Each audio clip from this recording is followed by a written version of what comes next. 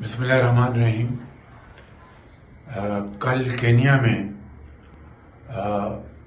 ہمارے پاکستان کے نامور صحافی ارشد شریف صاحب کا جو اندوناک واقعہ پیش آیا ہے وہ انتہائی قابل مذمت ہے، اور پاکستان کے عوام ان کی موت پر انتہائی افسردہ ہیں، اور اس واقعے کی جتنی مذمت کی جائے کم ہے۔ میں نے کل سعودی عرب روانہ ہونے سے پہلے کینیا کے صدر سے خود بات کی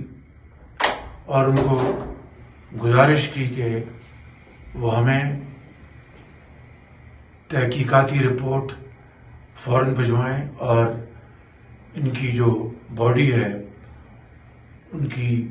فوراً روانگی کرانے میں اپنا کردار ادا کریں، اور انہوں نے مجھے پورا یقین دلایا کہ وہ اس معاملے میں کوئی کسر نہیں چھوڑیں گے، اور انہوں نے اس واقعے پر میرے ساتھ اظہار ہمدردی کی۔ آج میں نے فیصلہ کیا ہے کہ ہم اس واقعے کی کوئی کسر نہیں چھوڑیں گے، اور انہوں نے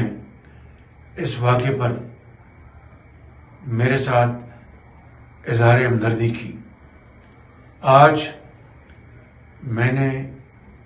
فیصلہ کیا ہے کہ ہم اس واقعے کی ایک اعلیٰ عدالتی کمیشن سے شفاف تحقیق کروائیں گے، اور اس کے لیے اسلام آباد کے ہائی کورٹ کے جج کے لیے ہم درخواست دیں گے۔ یہ باقاعدہ ہم اپنی کابینہ سے بھی اس